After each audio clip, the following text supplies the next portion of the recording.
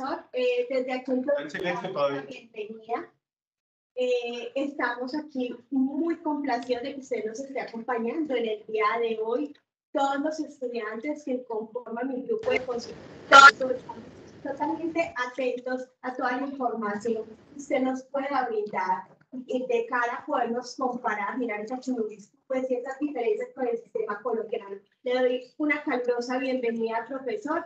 Es suyo entonces la plataforma y el grupo para poder empezar entonces su conferencia. Muchas gracias. El agradecimiento es de mí hacia con ustedes. De antemano, bueno, pues me siento halagado con la presentación, con la introducción que ha hecho su servidor, la exposición de mi síntesis curricular. Y bueno, pues es una fortuna para su servidor tener esta oportunidad de compartir aspectos propios del procedimiento penal oral acusatorio mexicano para que, bueno, sus estudiantes tengan esta oportunidad de desarrollar este ejercicio de derecho comparado entre dos sistemas procesales penales, en este caso el sistema procesal penal acusatorio mexicano y el sistema procesal penal colombiano. Bueno, pues la materia de esta sesión, de esta clase espejo, es precisamente, como lo anticipaba, pues hacer un ejercicio de derecho comparado entre los aspectos prácticos y los aspectos teóricos del sistema procesal penal, tanto en México como en Colombia. Y en esta ocasión, pues agradezco la oportunidad que se me brinda de compartirles estos aspectos prácticos y teóricos del sistema procesal penal en México. Como antecedente, he de compartirles que este sistema de justicia penal oral y acusatorio mexicano es reciente, surge en el presente siglo, específicamente se incorpora al sistema jurídico mexicano en virtud de una reforma constitucional que se llevó a cabo en México en el año 2008, que tuvo como antecedente un ejercicio de análisis, de estudio de aproximadamente 2 años. ¿Qué quiere decir esto? Que a partir del año 2006 es cuando los operadores del sistema jurídico en México deciden proponer un nuevo modelo de justicia penal que pues respondiera a las expectativas de la sociedad mexicana de acceder a una justicia penal pronta, expedita e imparcial. Expectativa que el anterior modelo de justicia penal que operaba en ese momento, en el 2006, pues realmente ya no respondía a esta aspiración del ente social mexicano, ¿no? Entonces, en ese sentido, en el 2008 se lleva a cabo una reforma de gran calado, que no solamente es una reforma en materia de justicia penal, sino que también va implícita una reforma en materia de seguridad pública. Pero bueno, lo que va a ocupar a nosotros es precisamente el modelo de justicia penal implementado a raíz de esta reforma del año 2008. Con esto ustedes podrán advertir que bueno, nuestro modelo actual de justicia penal en México es más reciente en relación al modelo de justicia penal colombiano, que, bueno, de ideas, también resulta importante establecer este contexto del marco jurídico que le da soporte a este modelo actual procesal penal en México, oral y acusatorio. Y en primer orden de ideas, pues tenemos como norma de este sistema procesal penal lo que establece la Constitución Política de los Estados Unidos Mexicanos. En esta Constitución son una serie de artículos de los que la conforman, que le dan soporte a este proceso penal actual y específicamente tenemos el fundamento constitucional del mismo en los artículos del 14 al 21 de la Constitución Política. Pero específicamente hay un artículo que hace particular referencia al modelo de justicia penal oral y acusatorio, que es precisamente el artículo 20 de la Constitución Política de los Estados Unidos Mexicanos, que por una parte se encarga de establecer cuáles son las características cuáles son los principios que rigen a este modelo de justicia penal. Pero adicionalmente, en ese mismo precepto constitucional se elevan a rango de norma suprema los derechos tanto de la víctima o ofendido, así como del propio presunto inocente.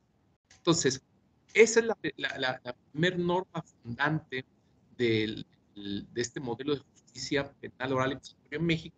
Y adicionalmente, bueno, pues para regular lo establecido en los artículos del 14 al 21 de la Constitución Política General, surge una serie de normatividades, porque dicho sea de paso, pues si bien es cierto, tenemos una norma principal que regula el procedimiento penal actual en México, también es cierto que hay otras normas que de manera supletoria vienen a aplicarse y a complementar la regulación de este modelo de justicia penal actual. Y en primer orden de ideas tenemos al Código Nacional de Procedimientos Penales, que viene a unificar en México las reglas con las que se va a dar trámite a los diferentes procedimientos que se inicien, se desarrollen y se concluyan en materia penal. Esto para nosotros fue novedoso, tomando en consideración que antes del 2008 e inclusive después de la reforma constitucional y hasta el año 2016, pues contábamos con un total de 33 códigos de procedimientos penales, uno que tenía aplicación para delitos federales y 32 códigos de procedimientos penales diseñados para cada una de las entidades federativas del país. Es que esta reforma constitucional se implementó en México a partir del 2008, pero no es sino hasta el año 2014 en que nosotros contamos con una codificación única, un Código Nacional de Procedimientos Penales. En ese orden de ideas,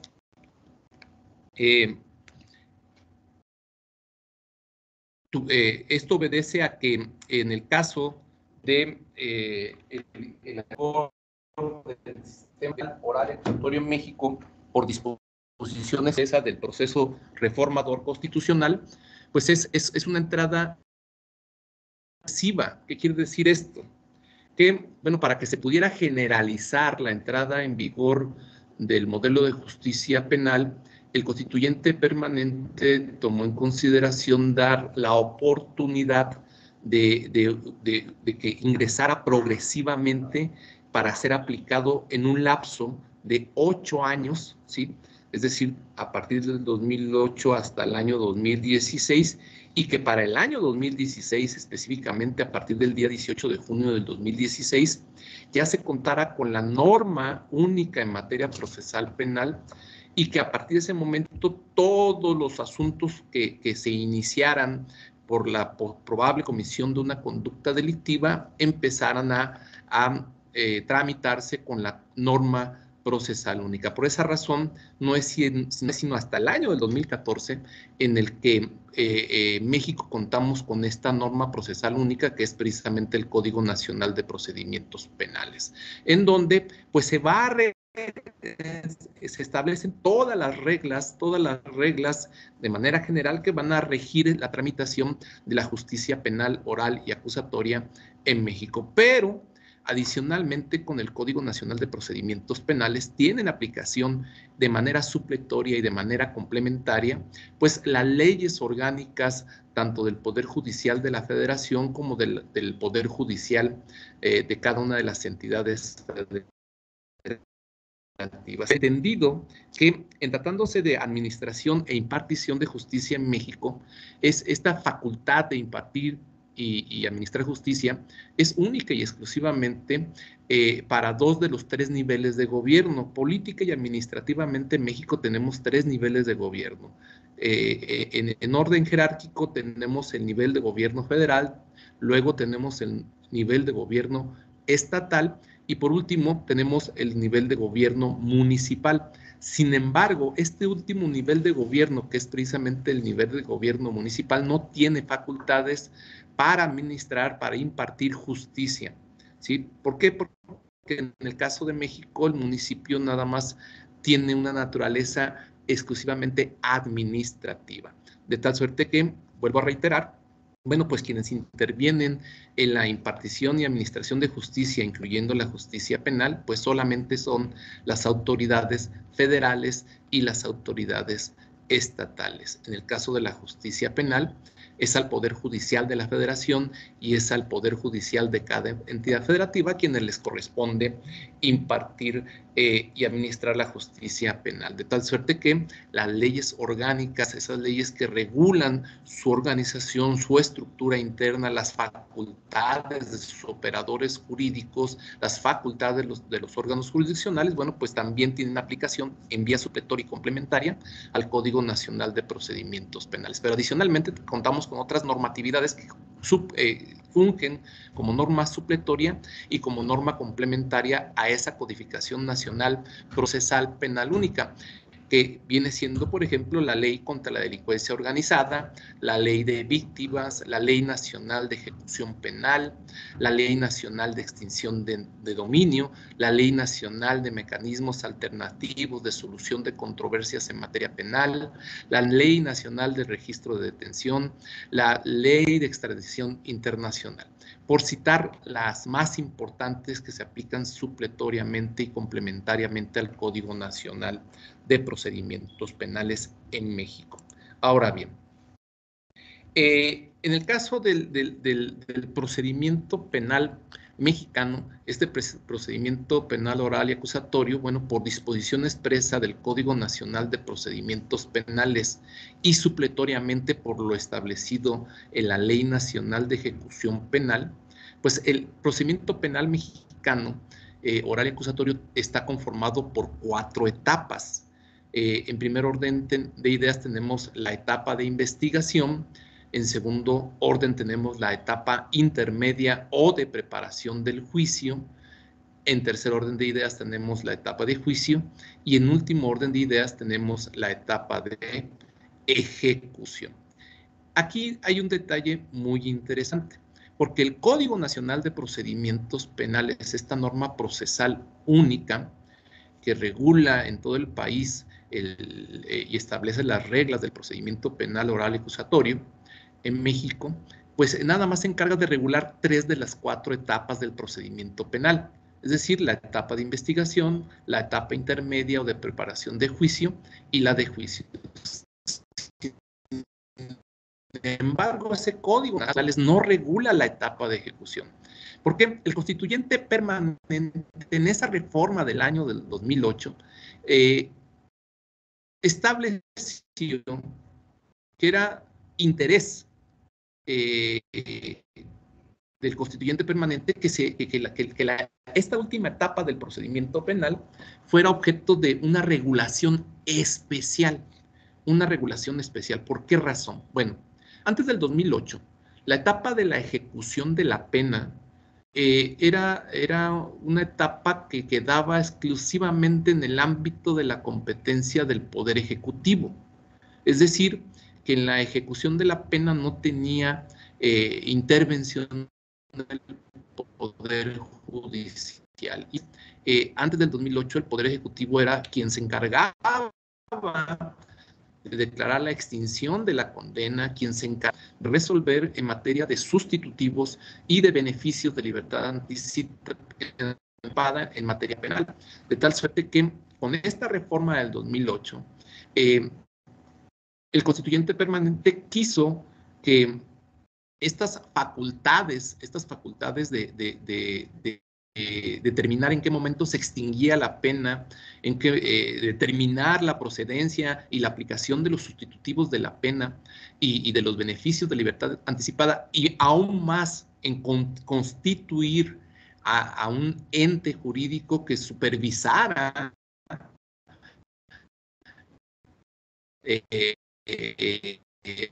a la autoridad administrativa en ejecución de pena. Eso le da intervención al Poder Judicial en esta última etapa del procedimiento, de tal suerte que la Ley de Ejecución de Penas, la Ley Nacional de Ejecución Penal en México, por una parte regula administrativamente al sistema penitenciario, pero por otra parte se encarga de regular la intervención del órgano jurisdiccional, la intervención del Poder Judicial para los efectos de determinar cuándo se extingue la pena y lo relativo a los sustitutivos de la pena y lo relativo a los beneficios de libertad anticipada. Bien, en ese orden de ideas, 4 son las etapas que conforman el procedimiento penal en México, ¿sí?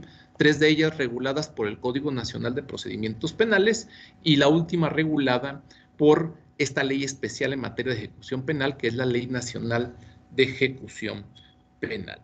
Bien, en ese sentido, también es importante destacar que de entre los sujetos del procedimiento, estos sujetos procesales que tienen intervención dentro del procedimiento penal, bueno, tanto el Código Nacional de Procedimientos Penales como la norma en materia de ejecución de penas, esto es la Ley Nacional de Ejecución Penal, establecen o regulan a estos sujetos procesales que tienen ustedes establecidos en la presentación que les estoy compartiendo. Y bueno, pues, porque a final de cuentas son los sujetos procesales que tienen mayor actividad, que tienen mayor participación dentro del procedimiento penal. En ese sentido, tenemos en primer orden de ideas a la víctima u ofendido, al asesor jurídico, este asesor jurídico que funge como abogado de la víctima u ofendido, ¿sí? El imputado, acusado o condenado, el defensor, el Ministerio Público, la policía, el órgano jurisdiccional, la autoridad de supervisión de medidas cautelares y de la suspensión condicional del proceso, la autoridad penitenciaria y el promovente de la acción o el recurso. En ese sentido, fíjense bien, de estos 10 sujetos procesales se encarga de regular sus derechos y sus obligaciones dentro del procedimiento penal. De los primeros 8, el Código Nacional de Procedimientos Penales. Y particularmente la Ley Nacional de Ejecución Penal se encarga de regular los derechos y las obligaciones dentro del procedimiento ya en la etapa de ejecución de la autoridad penitenciaria y esta otra figura novedosa que es el promovente de la acción o recurso. Esto es un aspecto muy interesante porque en materia de ejecución penal, ya cuando se va a ejecutar la pena, cuando ya se va a ejecutar la condena, invariablemente, bueno, pues al juez de ejecución se le da la facultad, una facultad que implica cierta supervisión del actuar de la autoridad penitenciaria respecto al respeto de los derechos humanos de los privados de la libertad, particularmente, de tal suerte que invariablemente el privado de la libertad, bueno, pues al encontrarse en esta situación particular, en ocasiones le es complicado, le es difícil cuando la autoridad penitenciaria incurre en violación de sus derechos fundamentales, de sus derechos humanos o de sus garantías consagradas tanto en la Constitución política del país como en los diversos instrumentos que en materia de derechos humanos resultan vinculantes para el Estado mexicano. Bueno, pues cuando el privado de libertad no se encuentra en condiciones de poder plantear esta violación a sus derechos humanos y sus garantías, bueno, pues sus familiares tienen la posibilidad de acudir ante el juez de ejecución a promover la intervención del juez de ejecución para que éste, a su vez, ejercite esta facultad de supervisión en materia de derechos humanos respecto a la autoridad penitenciaria, y de tal suerte que a este promovente, que no es propiamente el condenado, que no es propiamente el privado de la libertad, la propia Ley Nacional de Ejecución Penal le reconoce la calidad de parte procesal, no solo de sujeto procesal, sino de parte procesal dentro del procedimiento ya propiamente de ejecución de la pena. Entonces, de estos sujetos procesales he destacado en negritas y en subrayado quiénes son los que tienen tanto la calidad de sujeto procesal como de parte procesal. Invariablemente, antes de que se resuelva la situación jurídica en definitiva del presunto inocente del procedimiento, nosotros vamos a tener invariablemente 5 sujetos procesales que tienen la calidad de parte procesal, que son precisamente la víctima o ofendido, el asesor jurídico, el imputado, acusado, condenado, el defensor y el Ministerio Público. ¿Sí?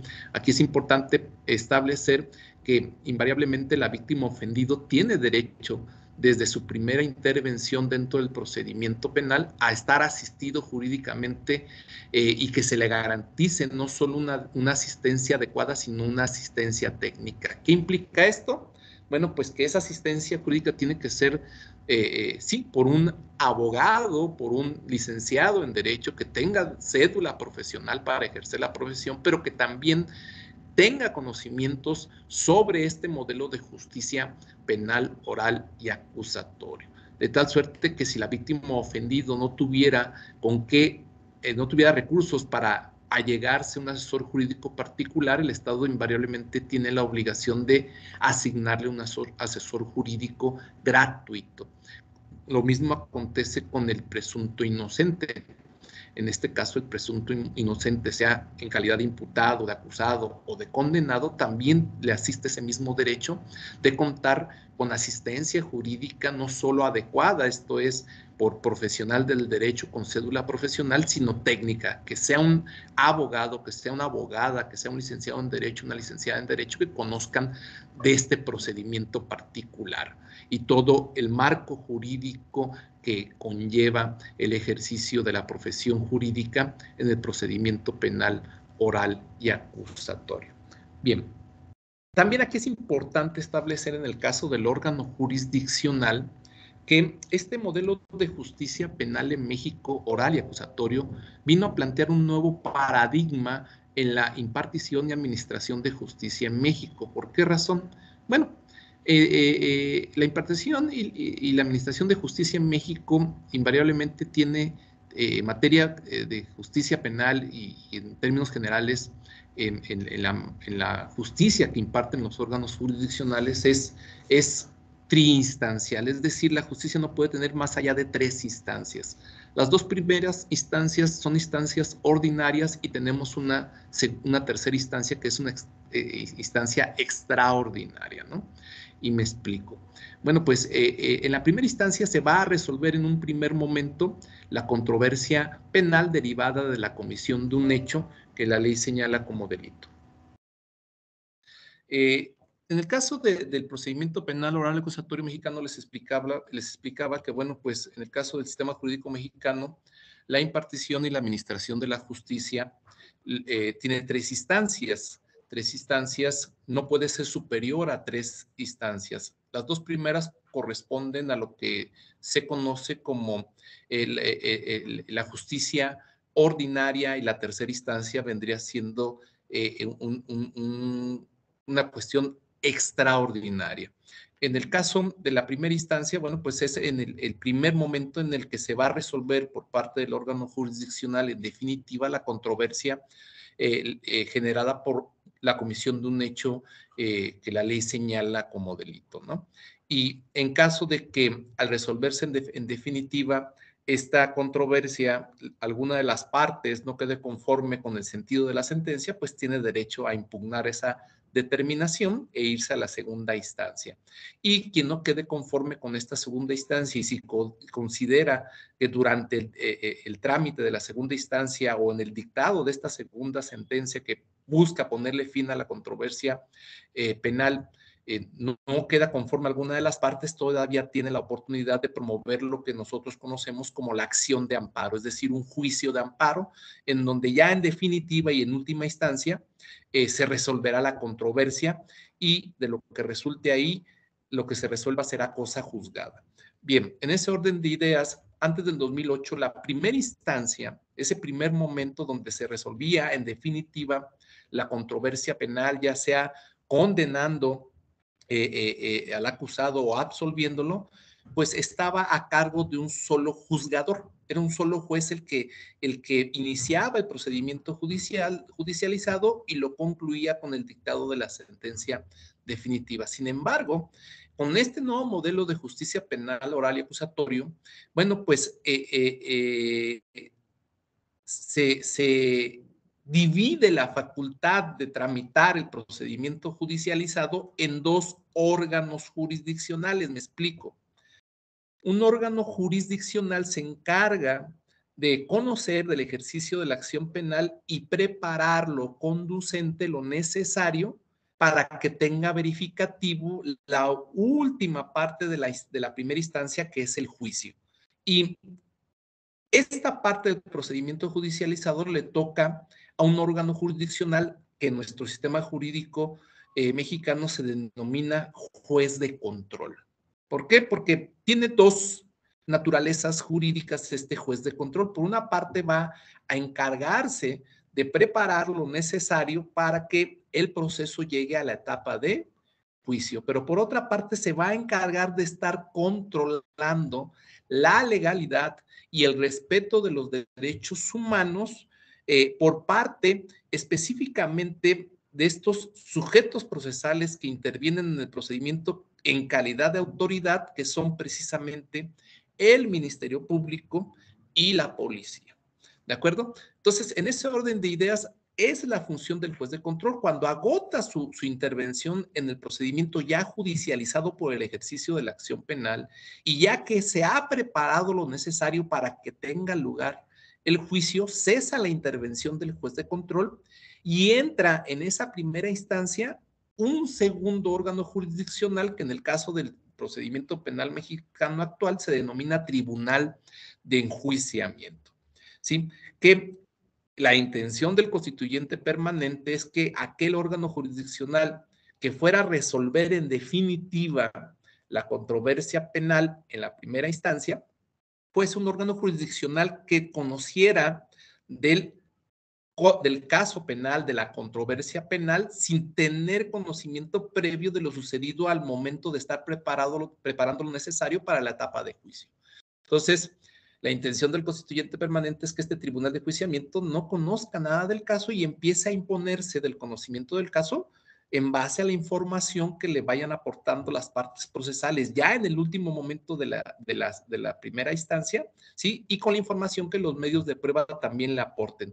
Y en ese orden de ideas, garantizar hasta cierto punto la imparcialidad, la objetividad en el dictado de la sentencia definitiva. Entonces, en síntesis, en la primera instancia tenemos dos órganos jurisdiccionales. Tenemos el juez de control, que para los efectos de las etapas del procedimiento se encarga de darle trámite a la primera etapa, que es la etapa de investigación, ¿sí? Cuando esta ya ha sido judicializada, es decir, cuando el agente del Ministerio Público ha ejercitado la acción penal, y darle trámite a la segunda etapa del procedimiento, que es la etapa intermedia o de preparación de juicio. Y el Tribunal de Enjuiciamiento entrará en acción cuando llegue el momento de darle trámite a la tercera etapa del procedimiento, que es propiamente la etapa de juicio. Ya en la etapa de ejecución, invariablemente, le va a corresponder a un órgano jurisdiccional totalmente diferente al juez de control, al tribunal de enjuiciamiento, porque así lo ha querido el constituyente permanente en la reforma del 2008. Ha querido que sea un juzgador distinto el que tenga intervención en el procedimiento y que sea un juzgador específicamente para la ejecución de penas. Ese es el escenario que se presenta en el sistema jurídico mexicano, con estas novedades establecidas para la justicia penal en México. Puestos estos antecedentes, vamos a hablar de aspectos prácticos y teóricos de la primera etapa del procedimiento penal oral y acusatorio en México, que es precisamente la etapa de investigación. En esta etapa, sobra decir que esta etapa es bifásica, es decir, tiene dos fases. Una fase que se desarrolla en sede administrativa y otra fase que se desarrolla en sede judicial. ¿Qué quiere decir esto? Si ven ustedes esta diapositiva, tenemos la primera etapa, que es la etapa de investigación, en su primera fase, que es la fase de investigación inicial. Esta fase inicia invariablemente cuando, por regla general, pues el Ministerio Público o la policía se imponen de la noticia criminal. Y va a concluir esta fase de investigación inicial cuando el Ministerio Público decida si ejercita o no ejercita la correspondiente acción penal. ¿Sí?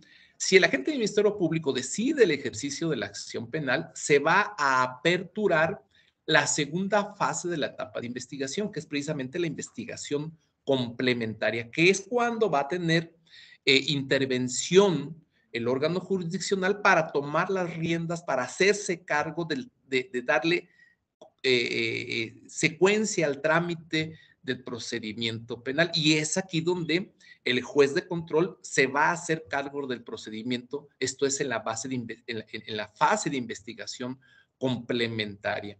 Y aquí, pues la función del juez de control es conducir el procedimiento para determinar si se va a aperturar o no se va a aperturar el proceso penal y ponerle fin a la etapa de investigación en caso de que decida aperturar el proceso penal y darle paso a la etapa intermedia. Etapa intermedia en la que, como se los comentaba anteriormente, el mismo juez de control va a seguir teniendo la dirección, la conducción del procedimiento penal. Bien, entonces, regresamos a la etapa de investigación en esta fase de investigación inicial. Y bueno, pues aquí en el modelo de justicia penal oral y acusatorio en México, la noticia criminal le llega a la gente del Ministerio Público a través de estos tres formas, a través de estas tres vías, ¿no? Que son precisamente la denuncia, la querella o la detención en flagrancia. Aquí hay que hacer la precisión porque el Código Nacional de Procedimientos Penales, que regula el procedimiento penal oral acusatorio en México, establece que la forma de iniciar el procedimiento son la denuncia y la querella, pero invariablemente, pues, no toda noticia criminal llega a través de denuncia o querella. También es la detención en flagrancia, la forma en que la autoridad se impone precisamente de esta noticia criminal cuando una persona es sorprendida en flagrancia del delito, ¿no?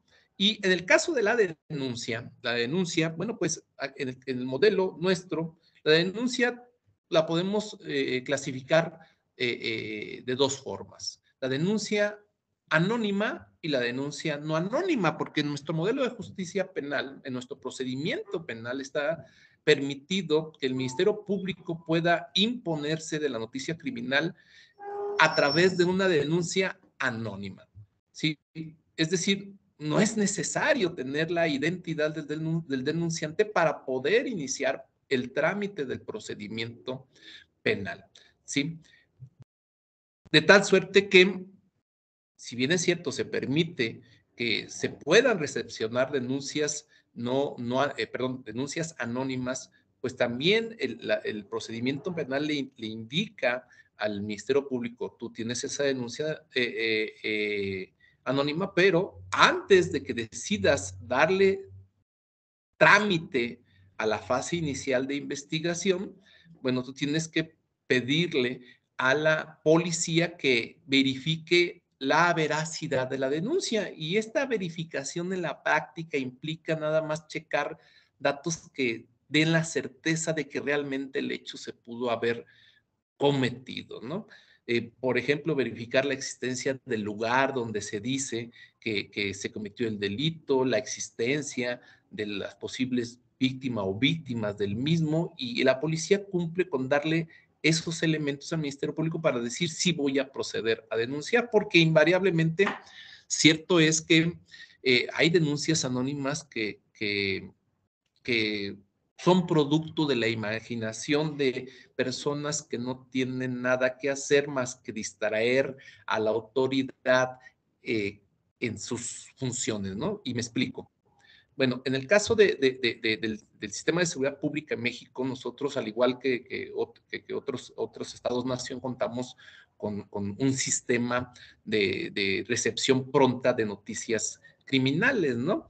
Independientemente que esta noticia criminal sea anónima o no anónima. Y específicamente, bueno, nosotros contamos con una línea telefónica específicamente para hacer denuncias, que es el número 911.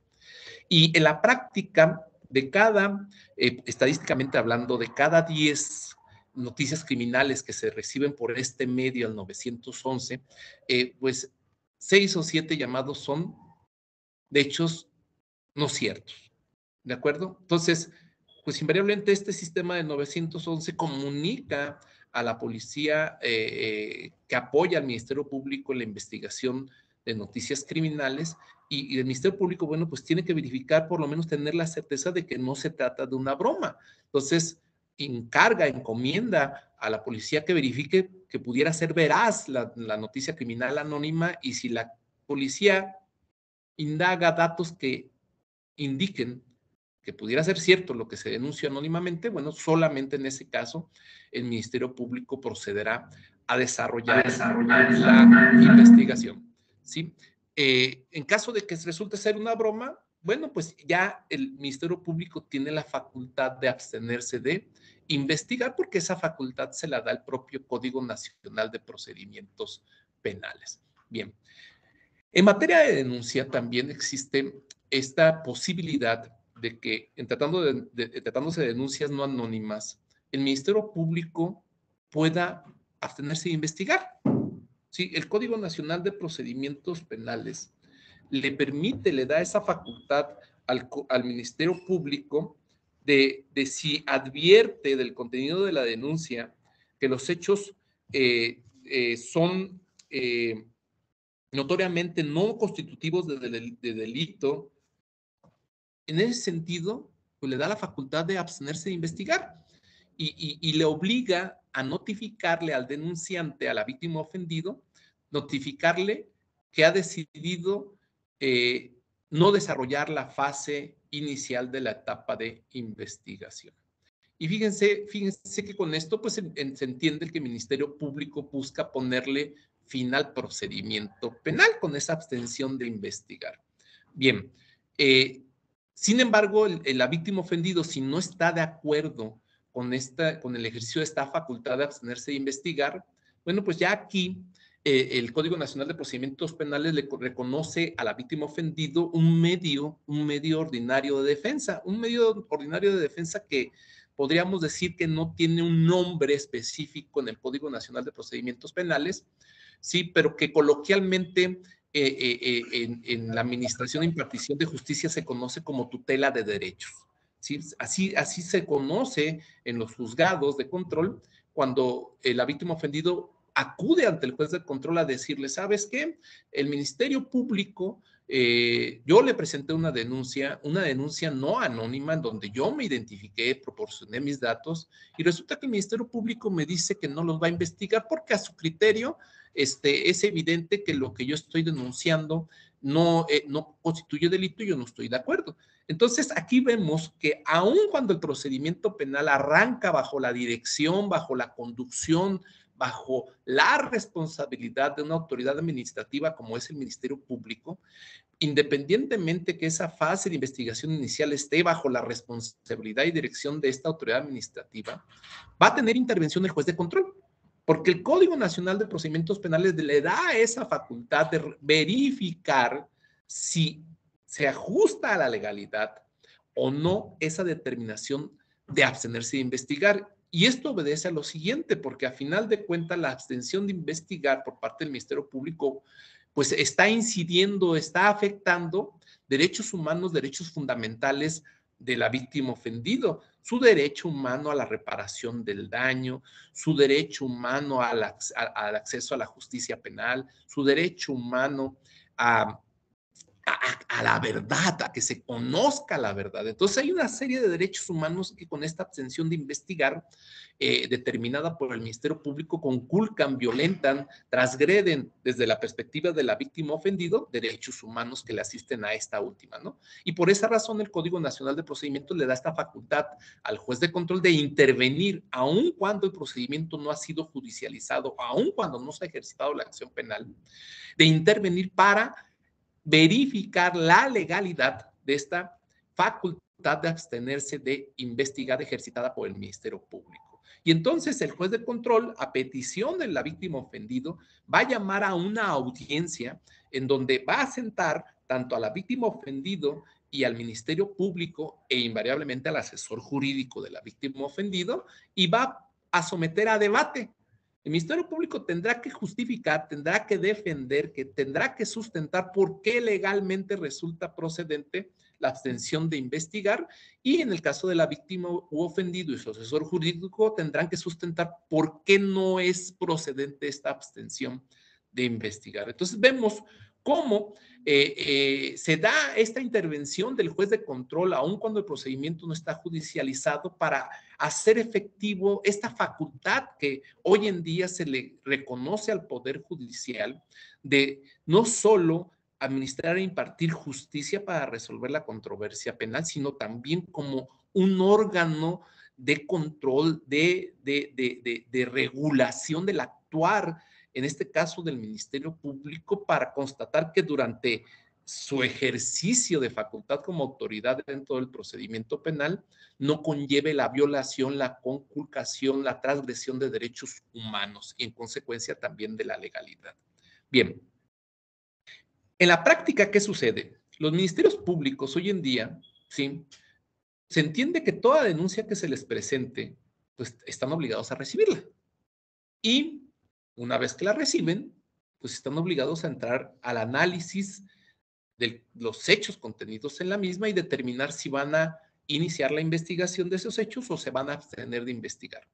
Pero en la práctica, ¿sí?, cuando los justiciables, cuando las víctimas, cuando los ofendidos, cuando el gobernado va a ir presentando una denuncia, en la práctica sucede que, pues sí, de manera práctica leen el contenido de la denuncia, y si a criterio de quien está revisando la denuncia no hay delito que investigar, pues simple y sencillamente así, de manera directa, personal y verbal, le dicen a la persona: esto no es materia penal.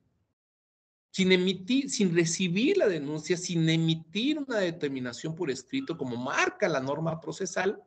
Y entonces, bueno, pues esa persona dice: ¿qué caray? Pues yo considero que sí es denuncia, ¿no? Pero si a esto le abonamos a que este justiciable, este gobernado desconoce del medio de defensa que tiene para impugnar esta determinación del Ministerio Público, pues con mayor razón, y si no tiene esa determinación por escrito, pues se retira de la oficina del Ministerio Público con la sensación de que el Ministerio Público no quiere investigar, no quiere trabajar, y se lleva esta sensación de impunidad, de negación al acceso a la justicia penal, y pues invariablemente esto influye en el ánimo de esta persona y de su entorno, porque va a compartir este sentimiento de no atención, de injusticia a los demás, ¿no? Y entonces esto también pues va a influir en esa cultura que se pretende promover de denuncia, ¿no? Porque pues, el que intentó denunciar y que de manera práctica, directa, sin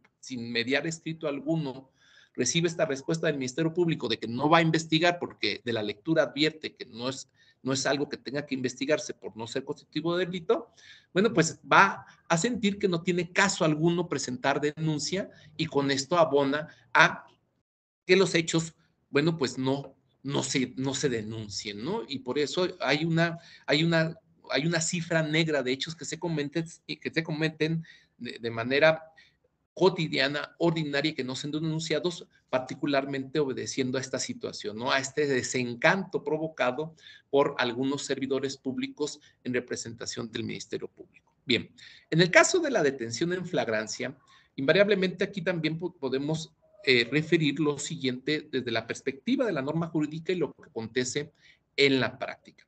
Bueno, en el caso del sistema jurídico mexicano, son dos las hipótesis que permiten desde la norma constitucional detener a una persona, privarla de la libertad legalmente, ¿no? La primera hipótesis general es la orden de aprehensión. Esa es la hipótesis general, cuando un órgano jurisdiccional ha dictado una orden de aprehensión en contra de una persona en virtud de que previamente el agente del Ministerio Público solicitó en virtud del ejercicio de la acción penal esa orden de aprehensión. Pero esta orden de aprehensión tiene sus excepciones, que es la detención en flagrancia y la detención en caso urgente.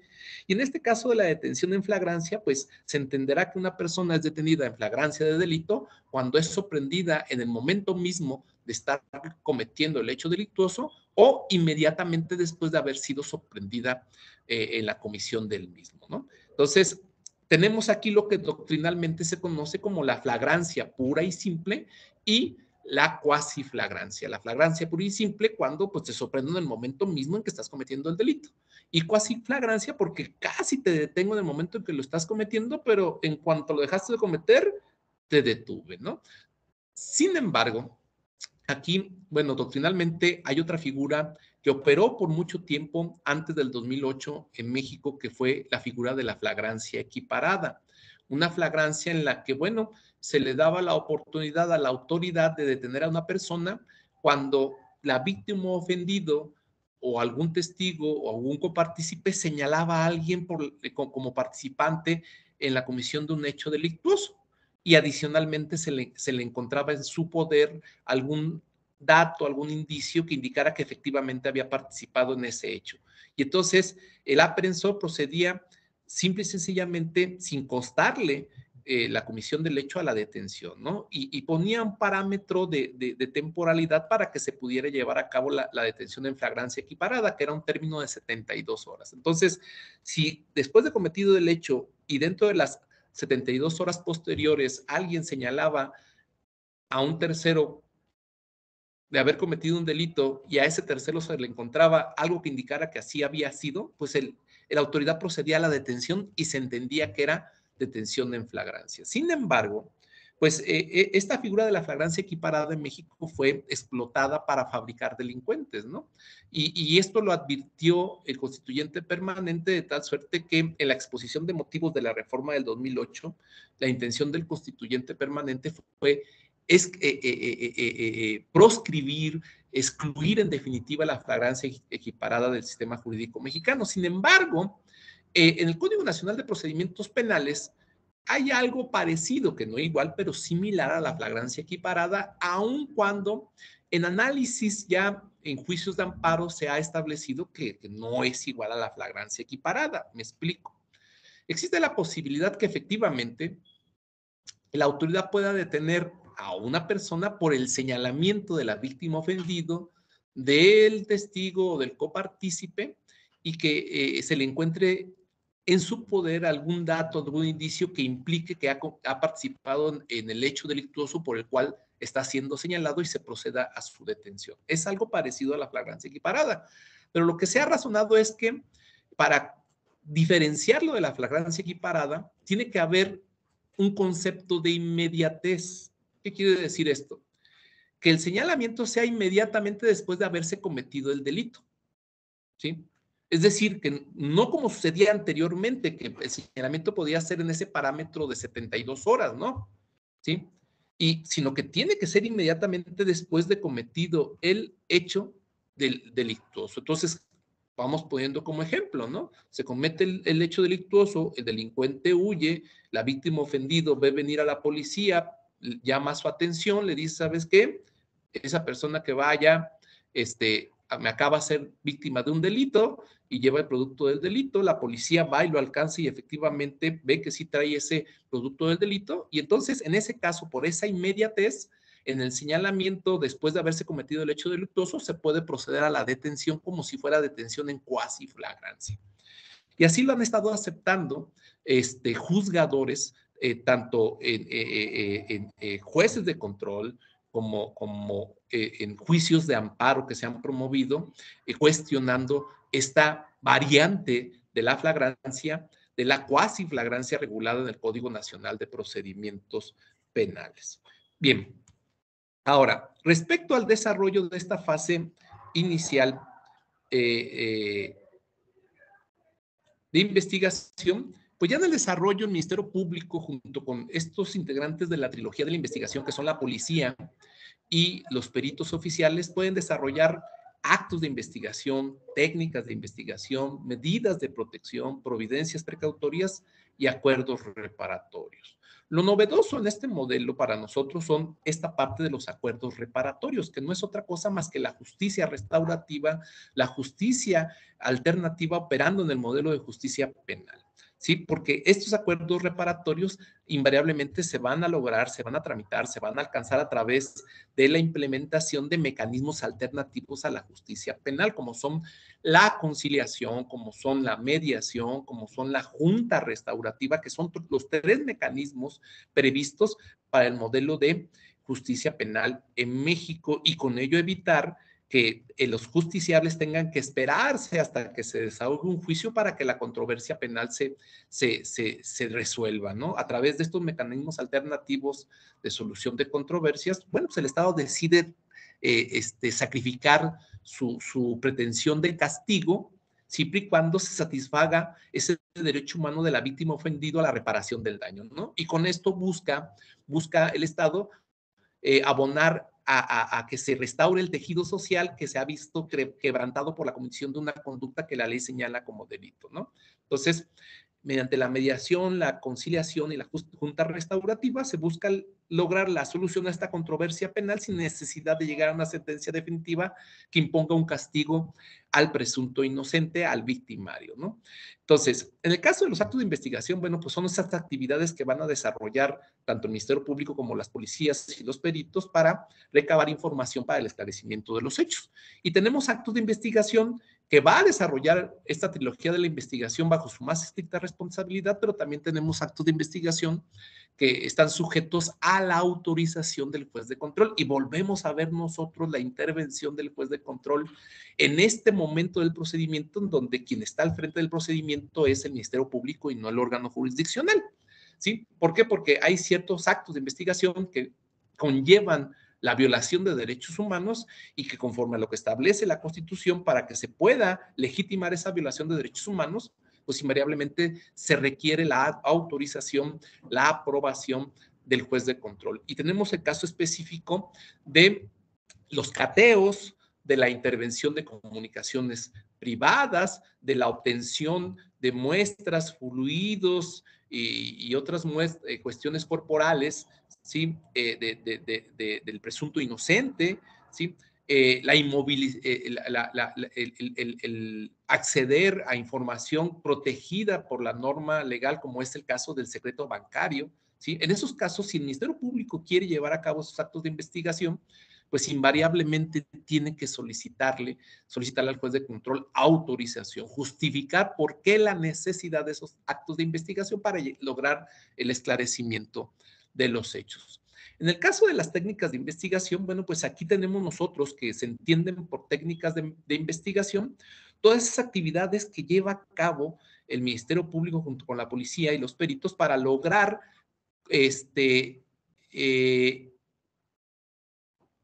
recabar indicios materiales relacionados con el hecho, ¿sí?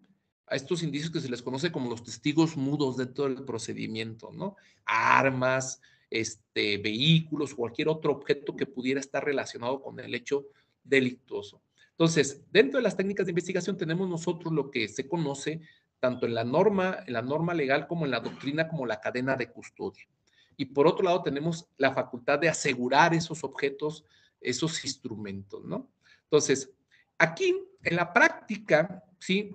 Ha sucedido que, bueno, pues esta cadena de custodia, este aseguramiento, tradicionalmente antes del 2008, pues lo llevaban invariablemente solamente a cabo los peritos, ¿sí? Los peritos junto con el Ministerio Público, ¿de acuerdo? Y esto era así porque pues los policías en su momento no tenían la capacitación para pues desarrollar adecuadamente la cadena de custodia y preservar esos objetos relacionados con el hecho delictuoso y garantizar la autenticidad de la información de la que eran portadores y que tenían que ser objeto de interpretación por parte de los peritos en la mayoría de los casos. Sin embargo, con este modelo de justicia penal actual, ¿sí? se le da la facultad al policía, ¿sí? De procesar el lugar, la escena donde se ha llevado o donde se ha desarrollado el hecho delictuoso sin la intervención del perito. Y esto le ha significado un gran reto al Estado mexicano. ¿Por qué razón? Bueno, porque esto le ha exigido al Estado mexicano, pues, profesionalizar a sus policías, que pues realmente ha sido un proceso difícil, complicado, ¿sí? Porque, bueno, en nuestro país es un hecho de que hay vamos en constante crecimiento en hechos delictivos violentos, ¿sí? En hechos delictivos violentos, hoy en día se le ha perdido en parte el respeto a la autoridad, particularmente a la policía. Hoy en día los delincuentes ya no se asustan, ya no se intimidan fácilmente con la presencia policíaca, y esto precisamente ha orillado al Estado mexicano a auxiliarse de las Fuerzas Armadas para tratar de meter en orden, meter en control a este sector de la población que ha decidido dedicarse a las actividades ilícitas, y particularmente a ese sector que podemos nosotros ubicar como integrantes de delincuencia organizada, de esos delincuentes que cometen delitos de alto impacto, narcotráfico, secuestros, extorsiones, fraudes, ¿no? Y en ese orden de ideas, bueno, pues lo cierto es que se está dando un fenómeno. Anteriormente, bueno, pues si alguien encontraba trabajo, sabía que la opción que tenía era ser policía, pero hoy en día ya no.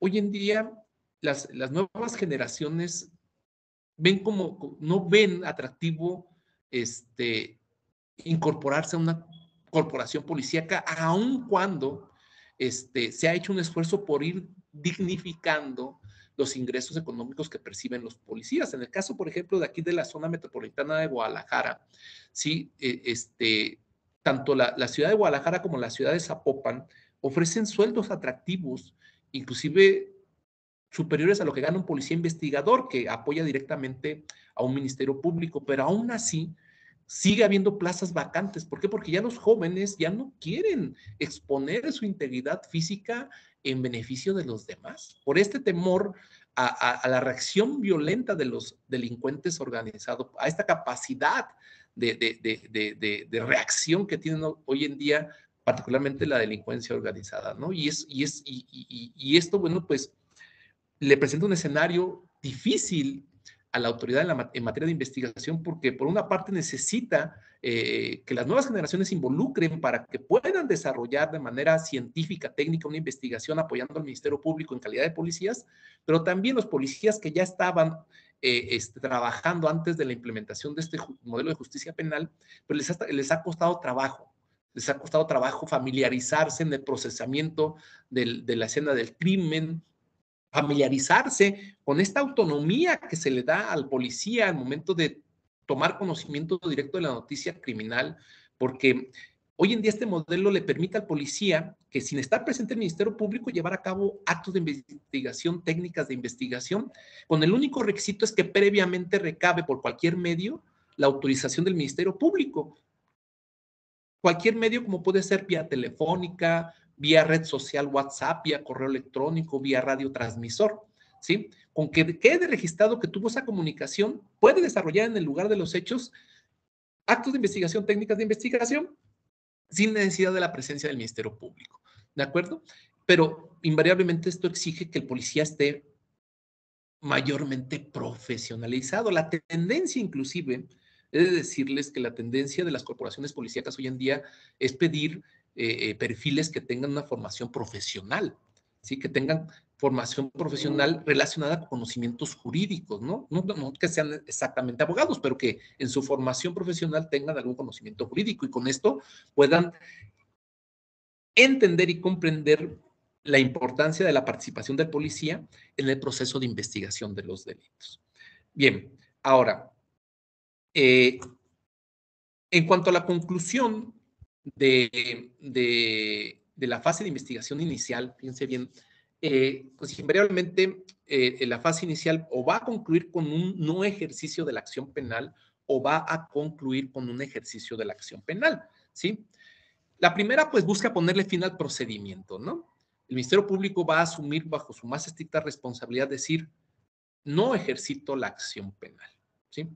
Y en este supuesto particular hay una cuestión novedosa, ¿sí? Establecida por el Código Nacional de Procedimientos Penales, porque tradicionalmente se entendía que el Ministerio Público no ejercitaba la acción penal porque pues esta ya se encontraba extinguida, ¿sí?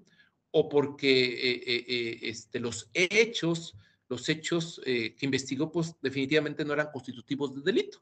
Sin embargo, este modelo de justicia penal actual abrió la posibilidad de que, aun cuando la acción penal no estuviera extinta y aun cuando el Ministerio Público tuviese establecido la existencia del hecho delictuoso y la probabilidad de que el presunto inocente lo cometió, aún así pueda resolver el no ejercicio de la acción penal a través de una figura que en el caso de nuestro sistema de justicia penal se conoce como criterios de oportunidad, ¿sí? Dice el Ministerio Público, ya hice mi investigación, sí se cometió ese hecho en materia de la noticia criminal, el presunto inocente sí es posible que lo haya cometido, porque al final de cuentas esta determinación es en grado de probabilidad, ¿sí? Pero dice, pero no voy a ejercitar la acción penal de todos modos.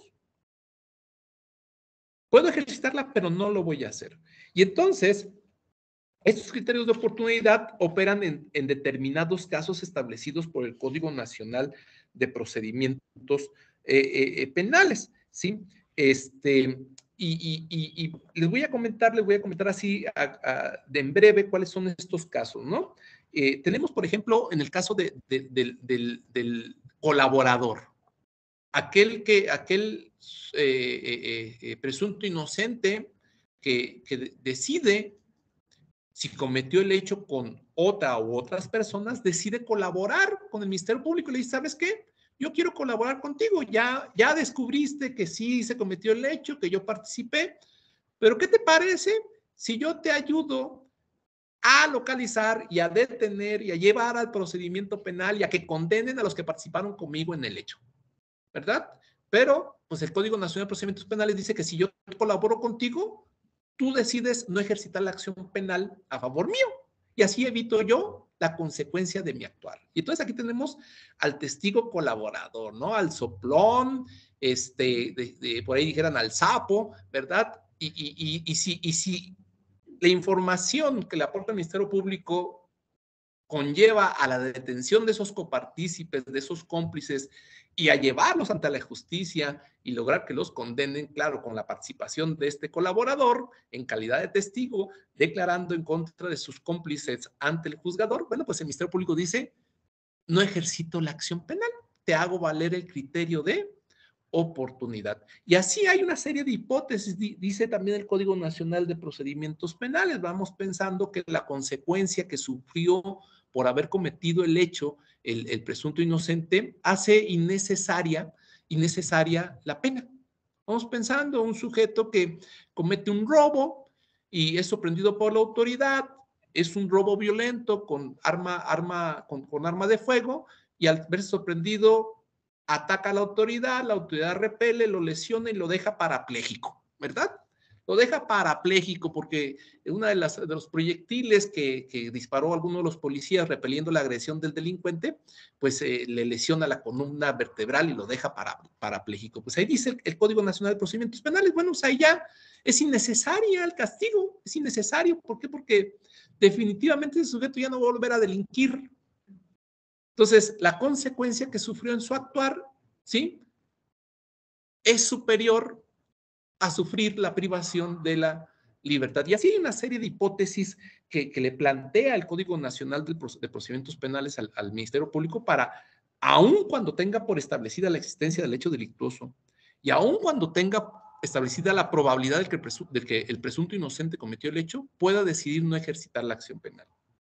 Pero en relación a este no ejercicio de la acción penal, este mismo medio ordinario de defensa con que la víctima u ofendido puede impugnar la abstención de investigar, es el mismo medio ordinario de defensa con la que puede la víctima ofendido impugnar el no ejercicio de la acción penal, ¿sí? Anteriormente, en el modelo de justicia penal anterior, en sus inicios, pues la víctima ofendido no podía impugnar esta determinación del Ministerio Público. Posteriormente se le reconoció la posibilidad de acudir ante al juicio de amparo. Pero hoy en día este modelo le da esa primera oportunidad a la víctima ofendido de que si no está conforme con el no ejercicio de la acción penal, puede acudir con el juez de control y decirle, ¿sabes qué? Yo no estoy conforme. Yo no estoy de acuerdo en que el Ministerio Público no ejercite la acción penal. Para mí sí es procedente el ejercicio de la acción penal. Para mí sí debe de ejercitarla y te pido a ti, juez de control, que revises la legalidad del dictado de esa determinación del Ministerio Público. Y aquí de nueva cuenta el juez de control, sin estar judicializado el procedimiento, sin haberse ejercitado la acción penal, vuelve a entrar al procedimiento penal para revisar el actuar del Ministerio Público, para revisar la legalidad de ese no ejercicio de la acción penal, para revisar que realmente sea procedente y que no se esté conculcando el derecho de la víctima ofendida a la reparación del daño, a la verdad, al acceso a una justicia penal pronta y expedita. Bien, esto es lo que podemos nosotros destacar sobre esta fase de investigación inicial. Digo, hay muchos aspectos que pudiéramos traer a referencia, pero invariablemente los tiempos no nos alcanzarían. Entonces trato de destacar lo que más le llama la atención, lo que más le preocupa a los justiciables, ¿sí? Porque hay muchos aspectos que nos preocupan a quienes nos encontramos inmersos como operadores del sistema de justicia penal en México, pero busco destacar estos puntos sensibles que son también preocupación de todo aquel que de una u otra forma se ve inmerso en este procedimiento de justicia penal oral y acusatorio. Vamos a la siguiente fase del procedimiento, que es la fase de investigación complementaria, ¿sí? Esta fase de investigación complementaria implica que el Ministerio Público ejercitó la acción penal. Ejercitó la acción penal, ya sea que el ejercicio de la acción penal haya sido en contra de una persona en calidad de detenida o en contra de una persona en calidad de no detenida. Es decir, que el presunto inocente sea conducido privado de la libertad ante el juez de control o en calidad de libre ante el juez de control. Entonces, bueno, pues esta investigación complementaria, esta segunda fase de la etapa de investigación, por regla general, inicia con el ejercicio de la acción penal, pero aquí hay un paradigma importante, fíjense bien, y aquí es importante destacar esto porque es importante decir que el procedimiento no siempre va a arrancar con una denuncia, una querella o una detención en flagrancia, el procedimiento penal, porque existe la posibilidad, así como ustedes también lo tienen previsto, que se pueda llevar a cabo el ejercicio de la acción penal por particular. ¿Esto qué quiere decir? Que no es necesario, o sea, la regla general es que se lleva a cabo una fase de investigación inicial por parte del Ministerio Público, pero hay una excepción a la regla en ciertos delitos que doctrinalmente se conocen como delitos de poca monta, delitos de bagatela, ¿sí? Delitos de menor impacto, particularmente aquellos delitos de penalidad de prisión mínima o de pena alternativa o de pena no privativa de la libertad, de esos delitos que se persiguen por querella de parte ofendida, ¿sí?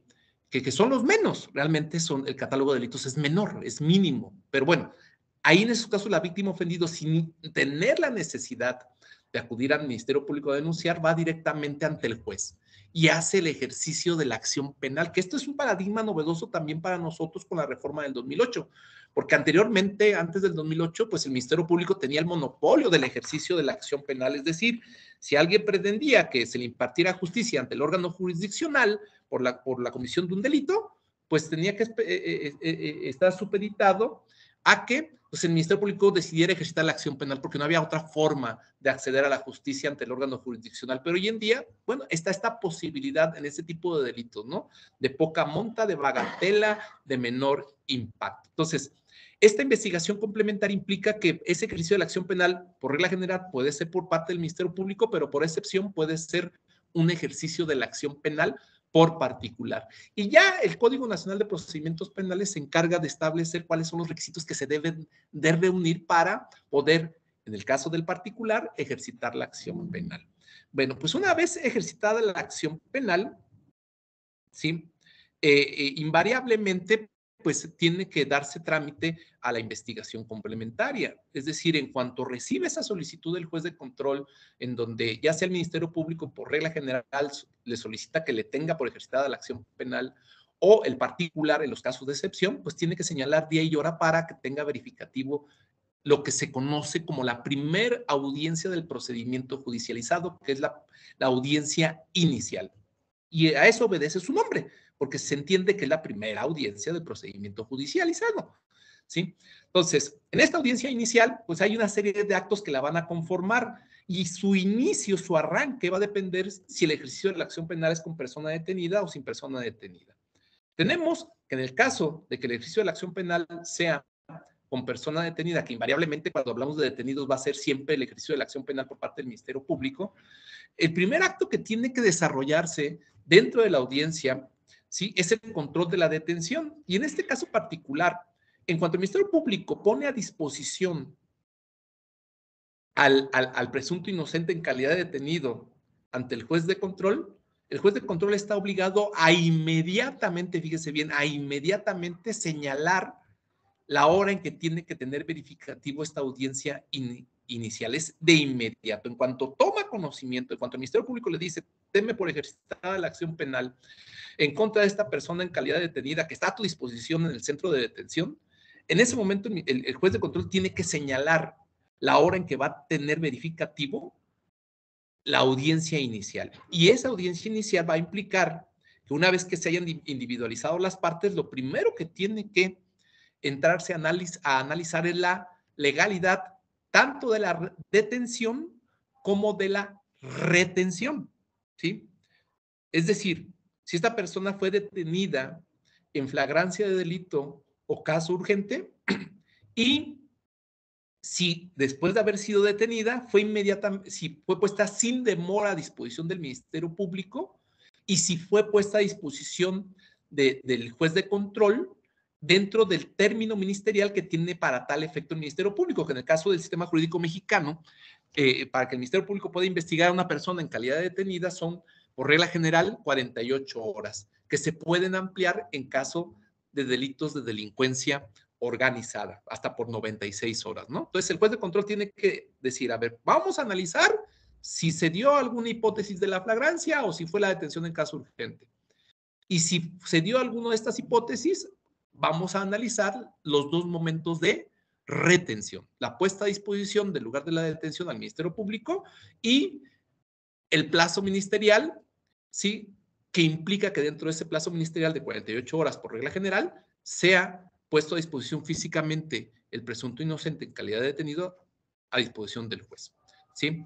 Entonces, si el juez decidiera calificar de ilegal la detención o la retención o ambos, pues invariablemente se entiende que el efecto inmediato es que queda en calidad de libre el presunto inocente, ¿sí? Cesa la detención. Pero deja abierta la posibilidad del procedimiento de que el Ministerio Público pueda solicitar antes de que se retire de la sala de audiencia el presunto inocente, que se le dé la oportunidad de formular la imputación. Pero ya es decisión del propio presunto inocente decidir si le formulan en ese momento la imputación o si solicita al juez de control que señale día y hora para que se lleve a cabo este acto del procedimiento. Y si así lo decidiera el presunto inocente que quiere retirarse y que sea en diverso día y hora que se lleve a cabo la formulación de la imputación, pues así tendrá que resolverlo el juez de control y dirá a decisión del presunto inocente, porque es un derecho de él, una vez que sea calificado de ilegal la detención, señalar día y hora para la formulación de imputación. ¿De acuerdo? Y se va a suspender la audiencia inicial para reanudar el día y la hora que señala el juez de control en ese momento del procedimiento que es la formulación de imputación. ¿Cuándo no va a haber control de detención? Pues invariablemente cuando el ejercicio de la acción penal sea en contra de una persona que no fue detenida ni en flagrancia ni en caso urgente, ¿sí? Esto no quiere decir que no pueda llegar el presunto inocente en calidad de detenido a disposición del juez de control para formulación de imputación. Esto es en el caso de la orden de aprehensión, ¿sí? De la orden de aprehensión, que es una de las formas que el Código Nacional de Procedimientos Penales y la propia Constitución establece para poder conducir al procedimiento al presunto inocente. Pero para poder llegar a una orden de aprehensión, el procedimiento le dice al Ministerio Público y le dice al juez de control, a ver, vamos a establecer las reglas de la conducción de una persona que no fue detenida en flagrancia, no está detenida por caso urgente, que está libre para que vaya al procedimiento. Y la regla implica que primero hay que citarlo. Hay que girarlo citatorio. ¿Sabes qué? Tal día, tal hora se va a llevar a cabo la audiencia inicial en formulación de imputación.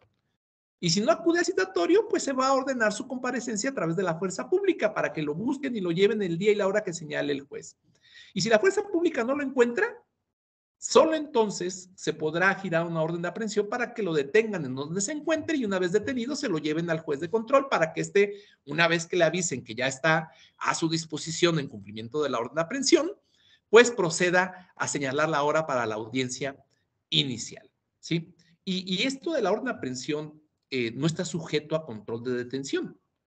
¿Por qué? Porque hay criterios de interpretación en materia de juicios de amparo aquí en México en donde se ha establecido que, bueno, o sea, la orden de aprehensión no puede ser supeditada, aunque implique privación de la libertad, no puede estar supeditada a un control de detención porque se entiende que la orden de aprehensión ha sido emitida por el propio órgano jurisdiccional. ¿Sí? Esto no implica que el órgano jurisdiccional pueda analizar la demora en la puesta a disposición ante el juez de control después de cumplimentarse la orden de aprehensión, pero esto nada va a impedir que tenga seguimiento la audiencia inicial. Lo único que va a suceder es que si se violentaron derechos humanos en el cumplimiento de la orden de aprehensión, pues el juez de control le ordena al Ministerio Público abrir una investigación en contra de quienes cometieron esas violaciones a derechos humanos por los delitos de abuso de autoridad y los demás que resulten, ¿no? Bien, luego pues ya una vez formulada la imputación, viene la oportunidad de solicitar por parte del Ministerio Público la vinculación a proceso. Claro que esta vinculación a proceso invariablemente va a estar supeditada, ¿sí? A que el imputado haga valer o no haga valer su derecho a un plazo constitucional de defensa. En el caso del sistema jurídico mexicano, el plazo constitucional de defensa es de 72 horas, prorrogables por otras 72 que nos dan un total de 144 horas, que es un plazo exclusivo para el presunto inocente, para el imputado, para poder aportar medios de prueba en ese plazo y convencer al juez de control que no dicte la vinculación a proceso. El Ministerio Público no puede incorporar nuevos datos de prueba porque debe de estarse a lo que ya esté previamente integrado en su expediente, que para los efectos de nuestro procedimiento se denomina carpeta de investigación. ¿Sí? En cuanto a las medidas cautelares, pues invariablemente la intención del constituyente permanente fue que la prisión preventiva fuera la última medida a imponer a un presunto inocente para garantizar su presencia en el procedimiento, para garantizar que no obstaculizara la investigación, para garantizar que no revictimizara a la víctima o pretendiera atentar contra otros sujetos procesales, ¿no? Pero la realidad es que bueno, se dejó abierta una puerta por el propio constituyente permanente en donde hay ciertos delitos que ameritan que de oficio, ¿sí?, se imponga la prisión preventiva si se vincula a proceso al presunto inocente, ¿sí? Y bueno, pues este catálogo de delitos que admitían la prisión preventiva oficiosa era reducido, pero pues esto implicó un desencanto de la sociedad mexicana, ¿no? Porque la sociedad mexicana estaba acostumbrada a que, pues primero se detuviera para investigar, no que se investigara para detener. Y luego que cuando se judicializara el procedimiento, pues la mayoría de los sujetos contra los que se ejercitaba la acción penal se quedaran en prisión preventiva. Es un hábito, es una costumbre, es algo que se quedó arraigado en la mentalidad de los integrantes de nuestra sociedad y cuando les dicen, bueno, es que la prisión preventiva es la última ratio, es una medida cautelar que se va a imponer por excepción, pues entonces la sociedad alza la voz porque le queda esa sensación de impunidad, ¿no? Y delitos, particularmente los delitos patrimoniales, que son los que mayormente se cometen en nuestra sociedad, sí, pues empiezan a ver los integrantes de la sociedad que quienes cometen robos, pues no quedan sometidos a prisión preventiva, sino a otro tipo de medidas cautelares, ¿sí? Y les queda esa sensación de que no se está haciendo justicia. Y entonces empiezan a incrementarse los delitos que admiten la prisión preventiva oficiosa y hoy en día pues se ha hecho más extenso este catálogo y pareciera de nueva cuenta que la medida cautelar que se busca tenga aplicación general sea la prisión preventiva, pero ahora por mandato de la propia Constitución al establecer la oficiosidad en ciertos delitos de mayor incidencia, ¿sí? Que se cometen, ¿no? En perjuicio de los integrantes de la sociedad. Bien, entonces, les comento, considero que a final de cuentas, dentro de estas etapas de procedimiento donde nosotros vamos a encontrar mayor cuestionamiento es precisamente en la etapa de investigación. Es en la etapa de investigación donde los integrantes de la sociedad sienten que el modelo no está funcionando, que el modelo no está contribuyendo a que los índices delictivos vayan a la baja, aun cuando las declaraciones de la autoridad en base a estadísticas buscan convencer de lo contrario. La sociedad mexicana se queda con esa sensación de que el modelo no está funcionando, que la impunidad va en constante crecimiento y particularmente, bueno, pues esto lo podemos nosotros ver reflejado en las encuestas que se hacen para pues establecer cuál es la perspectiva de los integrantes de la sociedad mexicana respecto al aparato de seguridad pública y de impartición de justicia que el Estado les brinda, ¿no? Y en ese sentido, vemos nosotros, por ejemplo, en esta encuesta de percepción sobre el desempeño de las autoridades de seguridad pública y de justicia del 2022, en donde se cuestionó sobre el desempeño de los que se encuentran involucrados en materia de seguridad pública y de justicia, es decir, hoy en día esto es el Ejército, el Ministerio Público Federal, los juzgadores, la Marina, las policías estatales, federales, municipales, ¿sí? ¿Cuál es su percepción de la sociedad, no? Y queda esta percepción de que los más efectivos, cuando la expectativa es que fuera el Ministerio Público, que fueran las policías civiles, la realidad es que no es así. La efectividad se la atribuyen a la Marina, al Ejército, ¿sí? A la Marina, al Ejército. O sea, la sociedad siente que si el Ejército, si las fuerzas armadas no están en las calles, pues con mayor razón el sentimiento, la sensación de inseguridad iría en constante crecimiento. Si así con la presencia de los marinos y de los militares se vive esta sensación de que la violencia está desatada en algunos puntos del país, ¿sí?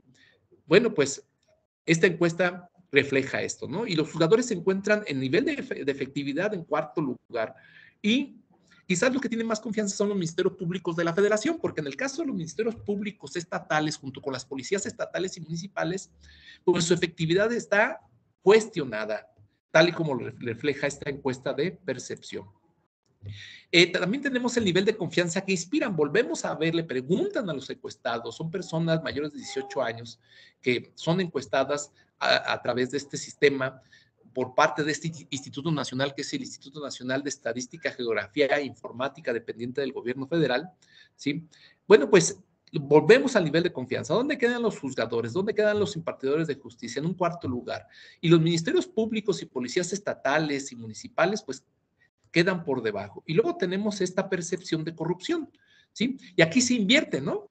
A quienes se consideran más corruptos, pues ya los jugadores escalan a tercer lugar, ¿sí? Los policías también se posicionan y los últimos que se llegan a considerar corruptos, pues son los integrantes de las Fuerzas Armadas. Entonces, aquí sí es importante poner atención, yo creo que a los operadores del sistema de justicia penal en México les debe interesar cambiar esta perspectiva, esta percepción de la sociedad. Y aquí habría que abonar a que esta pandemia de la que fuimos víctimas durante estos 2 años anteriores, bueno, pues vino a abonar a este escenario, a esta percepción, ¿no? Bien, por razón de tiempo, creo que quedan muchas cosas en el tintero, ¿sí? Quedan muchos aspectos que abordar. Realmente hablar del procedimiento penal es algo muy, muy extenso, ¿sí? Seguramente ustedes lo comprenden, lo entienden. Yo aquí lo comento con mis estudiantes, con los que he trabajado derecho procesal penal, con los que he entrado al estudio de casos prácticos en materia penal y realmente, pues aquí tenemos un plan semestral y el semestre no ajusta para agotar todo con mayor precisión, pero bueno, he hecho mi mayor esfuerzo por compartirles estos aspectos, este análisis, y bueno, pues espero haber respondido a sus expectativas. Y bueno, pues quedo a sus órdenes, profesora. No sé si quiera usted que se agregue o se complemente algo más. Soy todo oídos. Profesor Jorge, le agradecemos enormemente su explicación tan clara, donde hemos podido ver algunas similitudes, algunas diferencias. Su exposición ha sido extraordinaria y se le agradecemos enormemente su participación en estas clases donde tenemos no solamente el grupo de consultores jurídicos que usted puede presenciar, sino también tenemos conectadas casi 42 personas. Le agradezco mucho su participación y la claridad con la que nos ha explicado sus conceptos. Por acá no sé si tengan alguna pregunta que le quieran hacer los estudiantes de manera presencial. Si es así, levanten por favor la mano y hacen la pregunta. Sí, te paras si quieres ahí para que te vea el profesor y puedas hacer la pregunta. Los que están conectados de manera virtual pueden hacer sus preguntas a través del chat. Muy buenos días. Soy el estudiante Manuel Ruiz. Una pregunta. Me creó una inquietud con respecto a esos delitos en contra de menores de edad y femeninas. O sea, o será por el poco tiempo que tenemos de clase o de la conferencia, pues usted no nos mencionó nada al respecto. Quisiera saber respecto a esa clase de delitos qué medidas o qué agravantes se tienen en México. Bien, a ver si entendí la pregunta. Tenemos delitos que cometen menores de edad y tenemos delitos cometidos en agravio de menores de edad. Entonces, sí agradecería que me precisara si hace referencia a esos delitos cometidos en agravio de menores de edad o cometidos por menores de edad, para poder responderle con certeza y exactitud. Delitos donde las víctimas son menores de edad, doctor. Sí, señor, donde las víctimas son menores de edad. Ok, bien, fíjense bien que aquí tenemos una situación que se da en la impartición y en la administración de justicia e inclusive en la investigación de hechos delictuosos. La propia justicia penal ha sufrido especializaciones, ¿no? Particularmente en materia de investigación de delitos. El Ministerio Público crea áreas, crea agencias especializadas en delitos cometidos en agravio de menores, en delitos cometidos específicamente en perjuicio de mujeres, ¿sí? Delitos cometidos en contra del orden de la familia, pero en el caso de la justicia impartida por los órganos jurisdiccionales, la única especialización es en estos delitos por cuestión de género. Es decir, no hay juzgados especializados para conocer específicamente de conductas cometidas en agravio de menores. Sí hay ministerios públicos que de manera específica investigan esos delitos, pero no hay juzgadores exclusivamente para administrar e impartir justicia en delitos cometidos en agravio de menores, como sí lo hay para administrar e impartir justicia por cuestiones de género, es decir, donde la víctima ofendido son mujeres, ¿no? En ese caso sí lo hay. Sin embargo, el Código Nacional de Procedimientos sí le da un tratamiento especial a las víctimas u ofendidos cuando la víctima ofendido es un menor de edad o es una persona que ha sido víctima de un delito del orden sexual o es una víctima de la delincuencia organizada. Sí establece cierto tratamiento especial cuando el procedimiento ha sido ya judicializado. Por ejemplo, faculta al juzgador a resguardar la identidad de la víctima u ofendido, ¿sí? Digo, es un derecho del presunto inocente conocer quién lo señala, quién lo acusa, pero en esos casos en particular, en tratándose de delitos cometidos en agravio de menores de edad o de delitos cometidos en el orden sexual, existe esa posibilidad, primero, que las audiencias no sean públicas, que sean privadas, en el entendido, bueno, que uno de los principios rectores de las audiencias es la publicidad, pero cuando se trata de delitos cometidos en agravio de menores el Código Nacional es claro en cuanto a que se hace una excepción al principio de publicidad, pero también se resguarda su identidad e inclusive, fíjense bien, en tratándose de delitos cometidos en agravio de menores, el juez tiene que procurar en todo momento dictar medidas y desarrollar el procedimiento salvaguardando el libre desarrollo de la personalidad del menor, de tal suerte que si yo solicito como defensor, por ejemplo, someter a interrogatorio al menor de edad y el juez, previa emisión de dictamen pericial ofertado por el Ministerio Público, establece que el someterlo a interrogatorio pudiera afectar su libre desarrollo a la personalidad, su desarrollo de personalidad, el juez puede a solicitar el Ministerio Público estarse única y exclusivamente para valoración como medio de prueba de la entrevista que al menor se le hubiese recabado en la fase de investigación complementaria y que obre por escrito en la carpeta de investigación. Sí hay un tratamiento especial, pero no tenemos nosotros jueces especializados en ciertas materias, salvo a nivel estatal, en tratándose de delitos de género, ¿no? Sí tenemos jueces que conocen específicamente de delitos cometidos en agravio de mujeres. No sé si con esto respondo a su interrogante.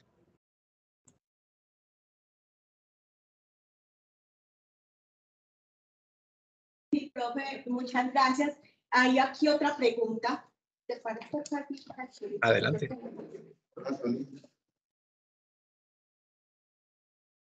Doctor, muy buenos días para todos. Mi nombre es Hamilton Urrutia. Primero quiero agradecer la oportunidad de esta actividad que se está desarrollando académica. Y segundo, quiero preguntar, me parece importante y curioso, en la parte inicial, el tema de las investigaciones, ¿cuál es el término que tiene la policía y el ministerio para investigar las denuncias en sentido anónimo? Y ¿cuál ha sido la efectividad para el tema de la seguridad y la protección del derecho en este sentido, doctor? Muchas gracias. Fíjese que el Código Nacional de Procedimientos Penales no establece un plazo específico para que el policía le verifique la veracidad, la confiabilidad de la denuncia anónima. No hay un plazo en el Código Nacional de Procedimientos Penales. No hay un plazo.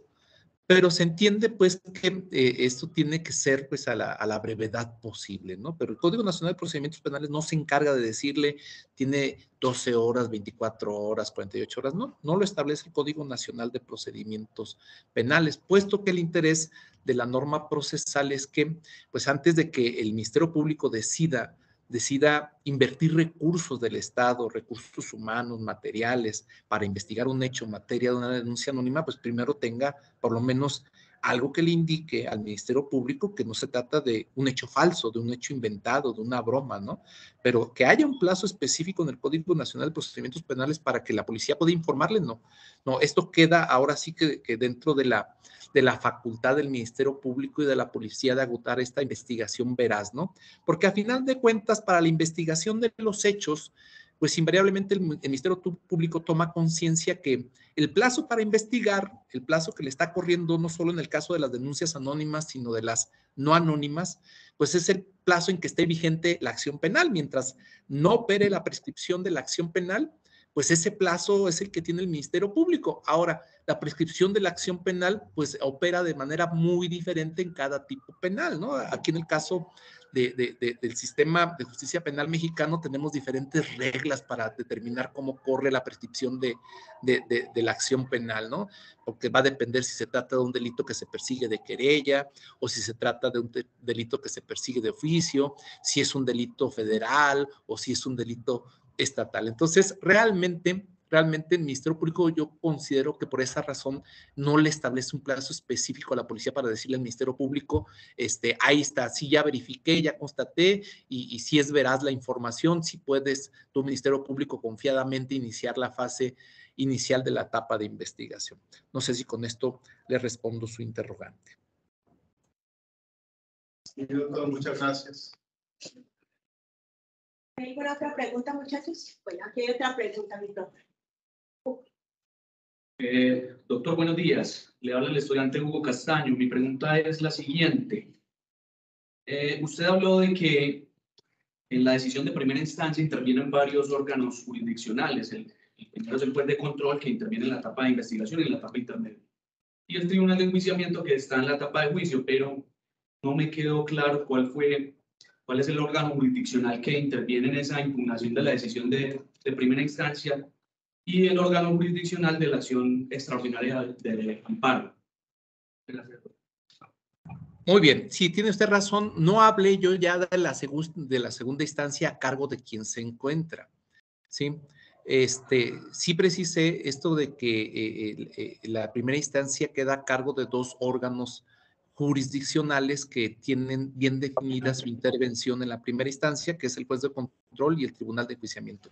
Pero invariablemente, cuando se va a impugnar las resoluciones dictadas por el juez de control o por el tribunal de enjuiciamiento, invariablemente va a tener intervención otro órgano jurisdiccional, que es el que se va a hacer cargo de la segunda instancia, y que para los efectos del procedimiento penal vigente en México, este órgano jurisdiccional es denominado como Tribunal de Alzada. Así se le denomina en el Código Nacional de Procedimientos Penales, Tribunal de Alzada. Y que se entiende, fíjense bien, que se entiende que es un órgano jurisdiccional colegiado. La denominación técnica, la denominación orgánica de este órgano jurisdiccional de segunda instancia, de este tribunal de alzada, va a depender si se trata de justicia federal o de justicia estatal en México. Por ejemplo, en el ámbito de la justicia federal, la segunda instancia tradicionalmente estaba a cargo de un órgano jurisdiccional unitario que se denominaba Tribunal Unitario, dependiente de la justicia federal, y que estaba dirigido por un solo magistrado, ¿verdad? Se llevó a cabo en el 2013 una reforma al sistema de impartición justicia federal en México, en donde se tomó en consideración que esta segunda instancia en el ámbito federal tenía que estar a cargo de un órgano colegiado y no de un órgano unitario, en virtud de lo cual, con esta reforma se estableció que progresivamente y para el 2023 el Poder Judicial de la Federación debe de abandonar la figura del tribunal unitario para constituir el tribunal colegiado de procesos, es decir, un tribunal que esté conformado por 3 magistrados. ¿Sí? Eso es en el ámbito de la justicia federal, en la segunda instancia.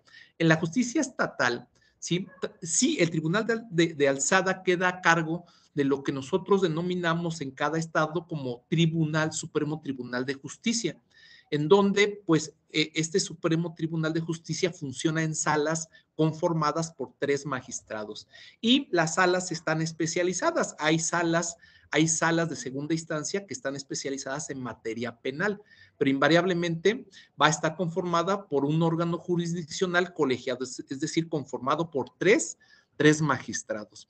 Y aquí adicionalmente les voy a compartir algo muy particular del Tribunal de Enjuiciamiento que interviene en la primera instancia.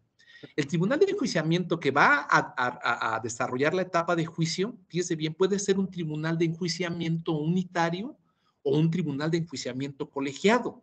Es decir, que la etapa de juicio en la primera instancia puede estar a cargo de un juez de enjuiciamiento o puede estar a cargo de un juez, de 3 jueces haciéndose cargo de la etapa de juicio. ¿Qué es lo que va a determinar si el tribunal de enjuiciamiento es unitario o es colegiado?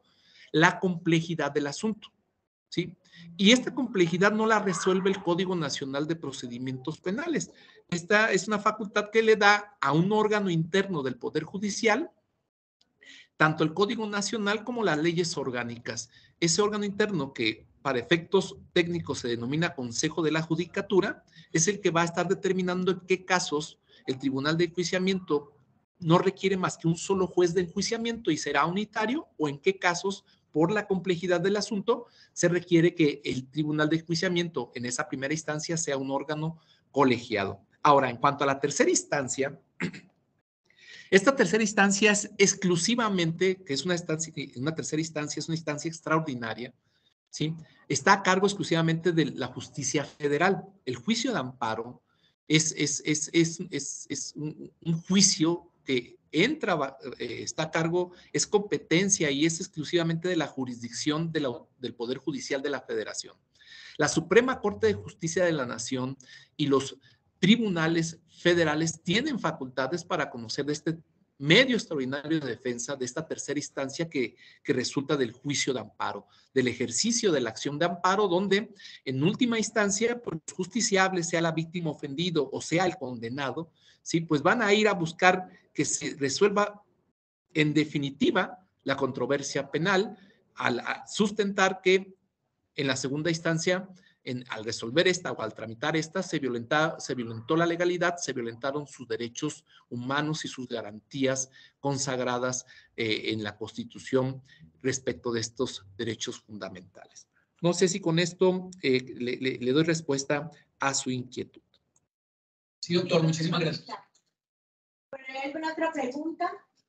Yo tengo una pregunta que está en el chat, profe, que dice, ¿cuál es la pena mínima y máxima para los delitos en México? Fíjese bien, no hay un parámetro de mínimo y máximo, ¿eh? No lo hay, no lo hay. De hecho, antes del modelo del 2008, sí había un máximo para la pena de prisión que era de 40 años. Pero hoy en día, con este modelo de justicia penal oral y acusatorio, con la reforma del 2008, se le quitó esa limitante hacia el máximo. De tal suerte que pues esta ha sido hasta una crítica, ¿no?, al modelo de justicia penal en México, porque pues hoy en día es posible que a una persona se le impongan hasta 100 años de prisión. Y tenemos delitos que ameritan ese tipo de penalidad, particularmente vamos a hablar del delito de secuestro, ¿no? El delito de secuestro, cuando como resultado del secuestro, el secuestrador priva de la vida al secuestrado, la pena que le espera al secuestrador cuando lo condenen es superior a 100 años de prisión. Entonces, esa limitante hacia arriba, hacia el máximo, se eliminó. Entonces, se dice y se critica que bueno, pues ya imponer una pena de prisión superior a los 100 años, ¿sí? Pues es algo parecido a la cadena perpetua, ¿sí? Situación que bueno, pues así está diseñado el modelo, ¿sí?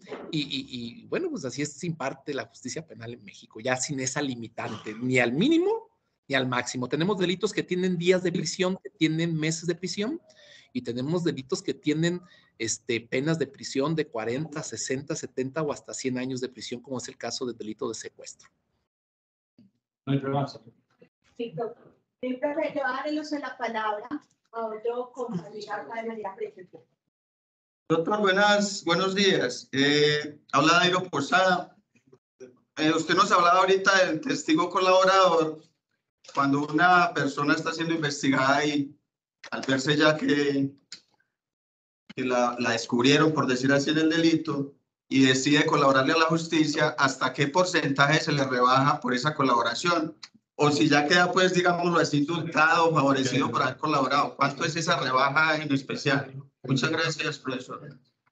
Sí, no es rebaja, simplemente no van a ejercitar la acción penal en su contra, es decir, va a evitar el castigo.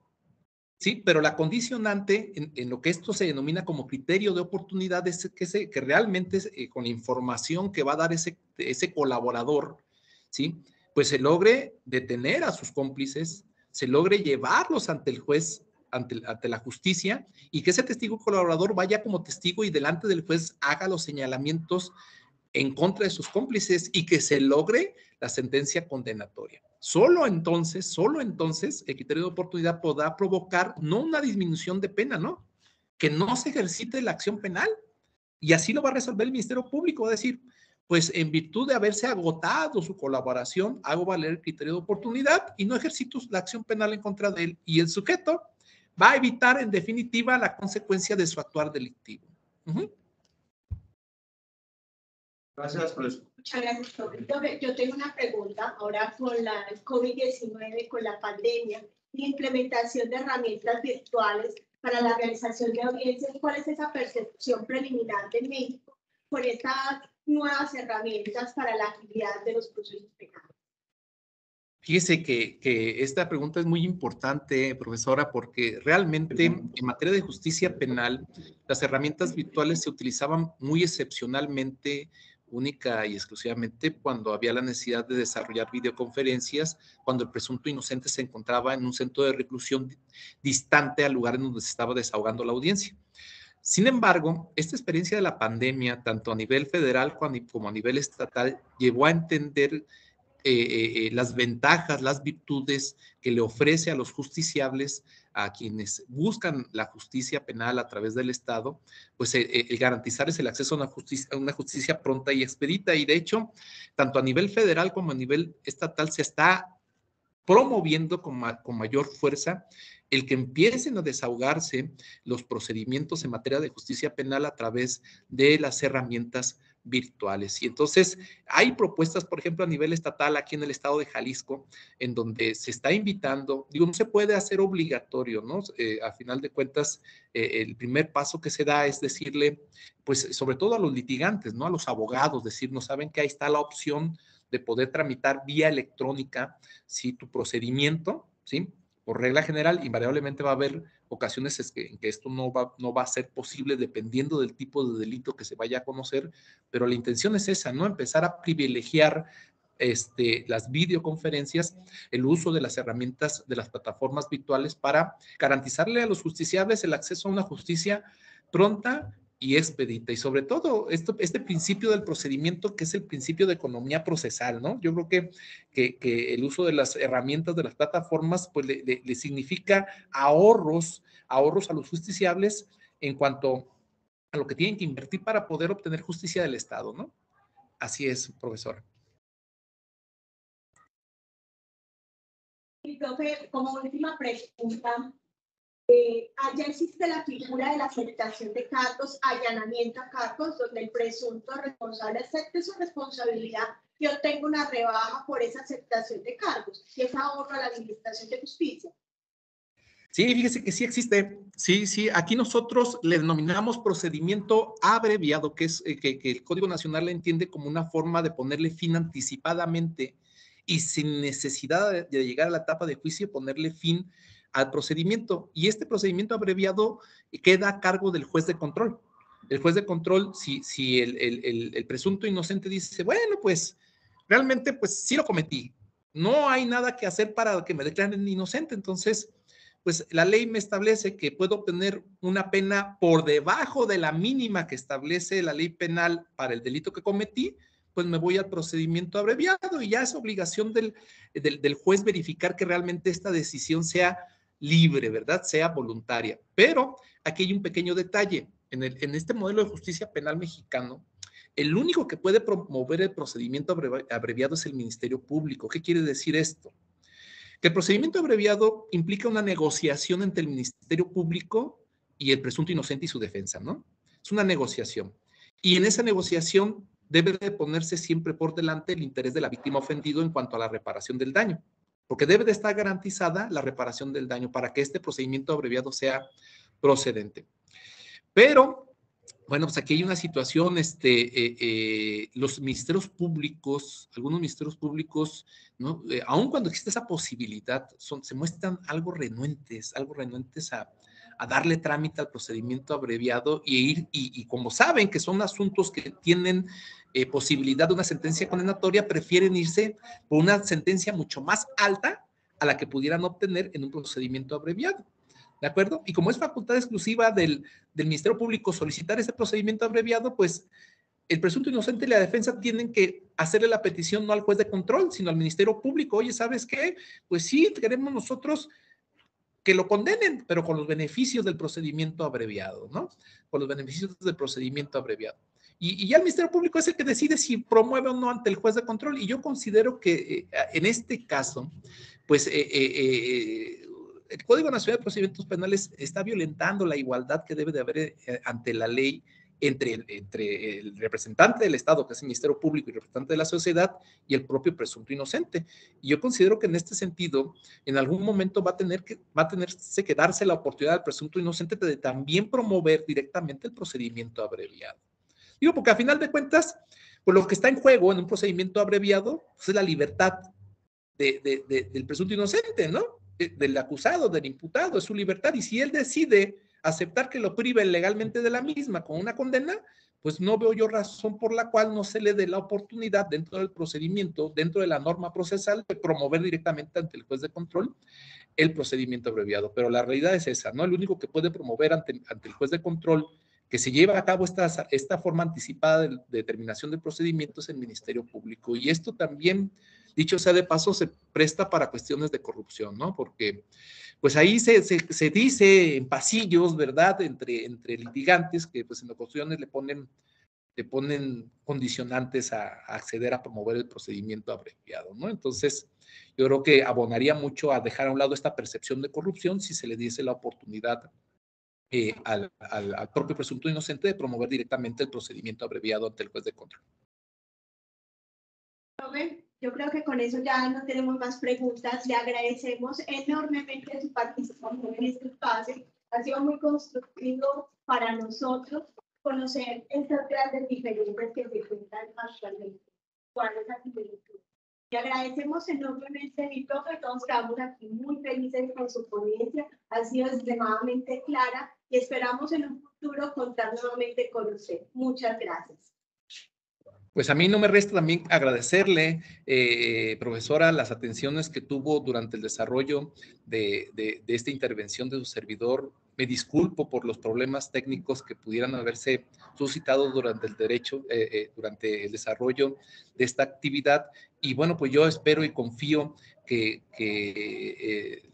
lo que pude haberles aportado, lo que les aporté, haya cumplido con las expectativas tanto de usted, profesora, pero particularmente de sus alumnos, que dicho sea de paso, también los veo yo muy participativos, muy atentos a la información que se les está proporcionando, e invariablemente espero que partiendo de esta información, pues a ellos también les surja la inquietud, el interés de si hay algo que les hubiese interesado del procedimiento penal mexicano, para promover una investigación, una tesis, pues qué mejor, ¿no? Partiendo de este ejercicio de derecho comparado. Y yo quedo en la mejor de las disposiciones, cuando usted así lo requiera, en apoyarle con lo que su servidor pueda aportarle a sus estudiantes, y no me queda más que decirle que nos estaremos viendo el próximo viernes. Ahora, invirtiendo los papeles, seguramente también vamos a recibir información, conocimiento de mucha importancia, de mucha relevancia, muy interesante, porque por ahí le estuve dando una leída a la norma que regula el procedimiento penal colombiano, y hay cuestiones muy interesantes que yo creo que usted va a abordar y va a precisar el próximo viernes. Quedo a sus órdenes, maestra. Que jóvenes, les agradezco su participación, su atención. Tengan un excelente día. Muchas gracias. Para las personas que se encuentran conectadas, que son casi 42 personas, le agradecemos enormemente su participación. Esperamos que esta información contribuya en su proceso de aprendizaje. Y para nuestros estudiantes, ahí pueden encontrar en el chat unas preguntas que el profesor me ha enviado, que corresponden a la conferencia realizada en el día de hoy. Entonces pueden ingresar en este momento a realizar esa asistencia participativa. Muchas gracias a todos, muchas gracias, profe. Doy por terminada entonces esta conferencia. Excelente día, gracias. Hasta pronto. Muchas gracias.